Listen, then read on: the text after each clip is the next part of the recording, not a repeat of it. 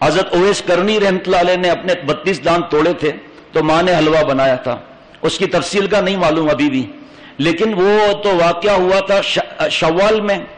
آپ ایڈوانس میں حلوہ کھا رہے ہیں شعبان میں، ایڈوانس حلوہ. دوسرا، اگر ان کے دانت سب توڑے تھے انہوں نے کہ پتہ نہیں آپ صلی اللہ علیہ وسلم یہ دانت شہید ہوا تھا، یہ شہید ہوا تھا، سب دانت توڑ دیے. ماں نے حلوہ پیش کیا. ہم کس چیز کا حلوہ کھا رہے ہیں؟ ہم بھی تو 32 دانت توڑیں پھر بھلے حلوہ کھا لیں. یہ شیطان کی چالاکی ہے. جو اپنے اولاد کو آتش بازی کے لیے پیسے دے گا پٹاخوں کے لیے، اس کی بھی پکڑ کا خطرہ ہے. اب گلیوں میں دھماکے بے دھماکے ہو رہے ہیں، آتش بازی اور پٹاخے. گندک کی بدبو آ رہی ہے، بدبو کی وجہ سے فرشتے چلے گئے. اور گھر میں آ رہی ہے حلوے کی بارش. ادھر سے حلوہ آ رہا ہے، ادھر سے حلوہ آ رہا ہے، ادھر سے حلوہ آ رہا ہے. حلوہ اتنا ٹھوس لیا کہ اب وضو باقی نہیں. کیا نفل پڑے گا؟ آتش پرستوں کی نقل ہے یہ پٹاخے بازی. حلوہ کس چیز کا حلوہ بھائی؟ پہلے دانت تو توڑو، چلو اور نہیں تو داڑیں ہی نکال دیں. اوپر کی 4 داڑیں، نیچے کی 4 داڑیں دونوں طرف کی اتار دیں تاکہ تھوڑا بہت کھانے میں جو سلائس وغیرہ کھانے میں آسانی ہو. پھر حلوہ کس چیز کا؟ علماء سے پوچھو، ابھی بھی وقت ہے تاکہ گھر کے اندر کوئی بے اصولی نہ ہو. اگر کوئی حلوہ آئے ان کو پیار سے سمجھا دو کہ بھائی کوئی طریقہ نہیں ہے، یا آپ فوٹو اسٹیٹ لے لیں، ایسا کوئی ثبوت ہی نہیں. اور اگر سامنے پخ والا ہو اور لڑائی جھگڑے کے لیے آستین اٹھا لے، آستین چڑھا دیں، تو لے کر مسکین سے مسکین کو آدمی دے دے، بعد میں سمجھا دے اس کو. بعد میں حضرت مولانا مفتی عبدالرؤف سکھروی صاحب دامت برکاتہ کی کتاب دے دے شب مغفرت کی، کہ دیکھ لو بھائی اگلے سال تو احتیاط کرنا. اور اسی کتاب میں لکھا ہے کہ قبرستان جانے کو ضروری سمجھنا، دور دراز کے قبرستان جانا یہ سب منع ہے. اجتماعی طور پر جانا، میلہ اور چراغاں، گھر کی سب لائٹیں کھول دیتے ہیں لوگ. اسراف ہو رہا ہے، اور اللہ فرما رہے ہیں قرآن پاک میں اسراف کرنے والا شیطان کا بھائی ہے. آتش بازی کرنا، مساجد میں اجتماع کرنا، جبکہ گھروں کے اندر نفلی عبادت کرنی چاہیے. کہیں بیان وغیرہ وہ الگ بات ہے. بازاروں میں گھومنا، رسم حلوہ، یہ سب غلط چیزیں ہیں. اس رات میں اللہ کی رحمتوں کا مقابلہ بڑے بڑے گناہوں سے نعوذ باللہ کیا جاتا ہے. حضرت مفتی عبدالرؤف سکھروی صاحب دامت برکاتہم فرماتے ہیں اس سے لاکھ گناہ کرنے سے لاکھ بہتر ہے کہ سو جائیں. غسل کرنا مستحب ہے، کوئی منع نہیں ہے. عصر کے بعد مغرب سے پہلے غسل کیا، صاف کپڑے پہن کر چلے گئے، منع نہیں. دعائیں مانگنا. شیخ العرب والعجم عارف باللہ حضرت مولانا شاہ حکیم محمد اختر صاحب رحمۃ اللہ علیہ فرماتے ہیں کہ اگر حضرت اویس کرنی رحمۃ اللہ علیہ کی سنت کو اگر بالفرض مان بھی لیں تو صرف پھر حلوہ تو سنت نہیں ہے، دانت توڑنا بھی تو سنت ہے نا. وہ سب دانت توڑیں. پھر فرمایا کہ ایک بار آپ صلی اللہ علیہ وسلم زندگی میں تشریف لے گئے تھے، اور بہت سے لوگ رمضان سے پہلے 14 دن روزے رکھتے ہیں. بزرگوں نے منع فرمایا کہ ذوف ہو جائے گا، رمضان شریف کا انتظار کا مزہ نہیں رہے گا. رمضان شریف کے روزے کی اگر ہمت نہیں ہوئی تو پکڑ کا خطرہ ہے کہ تم نفلی میں لگے رہے، فرض کی فکر نہیں کی. اب لوگ مانے نہ مانے. پیارے شیخ فرماتے ہیں چند نفل پڑھ کر یہ دعا مانگ لیں کہ اے اللہ میرے رزق میں برکت عطا فرما دے، میری عمر میں برکت دے دے. ہم نے پردیس میں رہ کر وطن کی تیاری نہیں کی، آپ ہماری زندگی بڑھا دیجئے تاکہ کچھ اور نیکیاں ہم کما لیں. اے اللہ ہمارے اعمال نامے کو نیکیوں سے بھر دیجئے. اے اللہ ہمارے رزق میں برکت عطا فرما دیجئے. اس خاص رات کی نسبت سے جہاں ثواب زیادہ ہے تو گناہ کیسا ہوگا؟ بعض جگہ پر مغرب کے بعد 2 نفل پڑھے جاتے ہیں، پھر دعائیں کچھ پڑھی جاتی ہیں، پھر 2 نفل، پھر دعائیں. کسی حدیث پاک میں ثابت نہیں ہے، کسی قرآن پاک کی آیت سے ثابت نہیں ہے. یہ پبلک کا بنایا ہوا مال ہے. حضرت اویس کرنی رحمۃ اللہ علیہ ماں کی خدمت کی وجہ سے کیا انعام ملا کہ آپ صلی اللہ علیہ وسلم ایک بار رک گئے اور فرمایا کہ مجھے یمن سے، کرن یمن کا ایک حصہ ہے، مجھے یمن سے رحمان کی خوشبو آ رہی ہے، مجھے یمن سے رحمان کی خوشبو آ رہی ہے. پتہ چلا حضرت اویس کرنی رحمۃ اللہ علیہ تھے جو ماں کی خدمت کی وجہ سے صحابی نہیں بن سکے. آج بوڑھے ماں باپ کو چھوڑ دیتے ہیں اور یہاں بھی اولڈ ہاؤس بننا شروع ہو گئے ہیں. ان کے پاس بیٹھنے کو پسند نہیں کرتے. اور صاحب جب بھی جاؤ تو نصیحت کے کاروبار اس طرح کرو، جب بھی جاؤ بیٹا جاب اس طرح کرو، جب بھی جاؤ بیٹا نماز پڑھو، جب بھی جاؤ بیٹا یہ نہ کرو. تنگ آ گئے ان بڈھوں سے، جا کے اپنی دنیا الگ آباد کریں. یہ بھی بہت بڑا خسارہ ہے. یہ ماں باپ دوبارہ نہیں ملتے، یہ کسی شاپنگ مال میں بھی نہیں ملیں گے. اللہ تعالیٰ جو شادی شدہ ہے اللہ ان کی بیوی کی عمر میں برکت دے دے. لیکن بیوی دوبارہ مل سکتی ہے، اللہ اولاد میں برکت دے دے اور اولاد بھی دوبارہ مل سکتی ہے، ماں باپ دوبارہ نہیں ملتے۔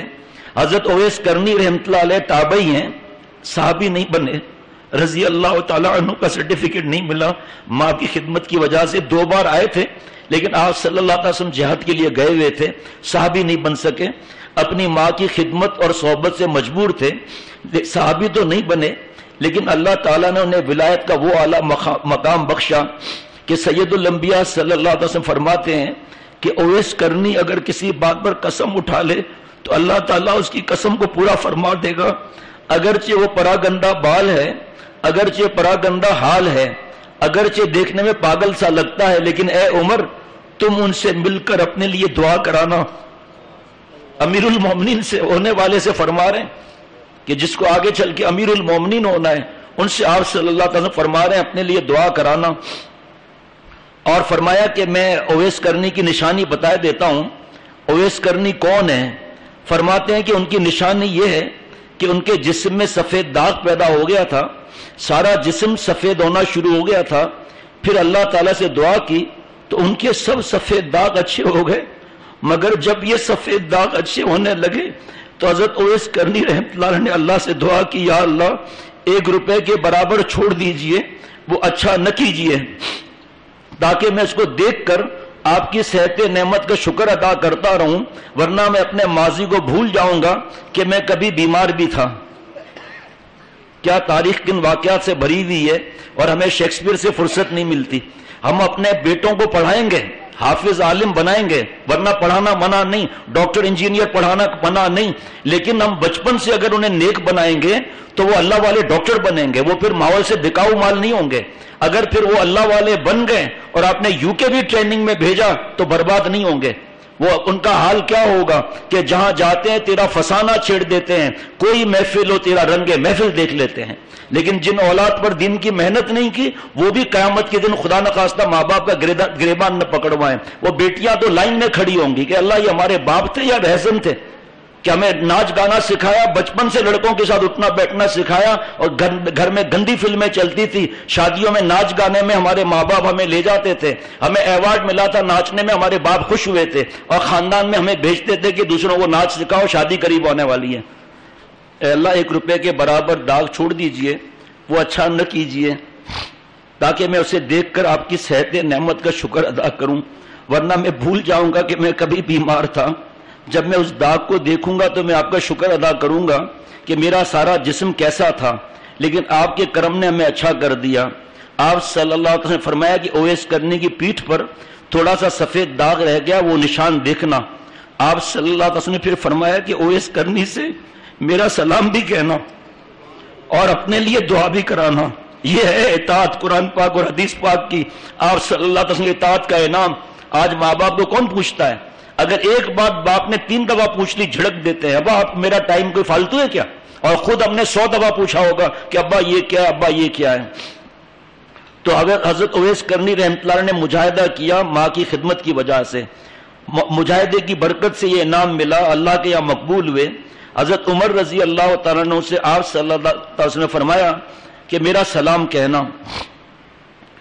جب آپ صلی اللہ علیہ وسلم گزر رہے تھے تو معرومی رحمۃ اللہ علیہ فرماتے ہیں کہ آپ صلی اللہ علیہ وسلم فرمایا، ٹھہرو صحابہ، گفت پیغمبر کے بردست صبا، از یمن میں آئے دم بوئے خدا، کہ اللہ کی خوشبو، رحمان کی خوشبو یمن سے آ رہی ہے، یعنی اویس کرنی کی عبادت اور اللہ کے راستے میں وہ اپنی جان کو جلا رہا ہے، یعنی عمل کر رہا ہے۔ جان کو جلانا کا مطلب عمل، کھانا پینا، اچھے کپڑے وغیرہ کوئی اللہ کی نعمت منع نہیں، حلال طریقے سے۔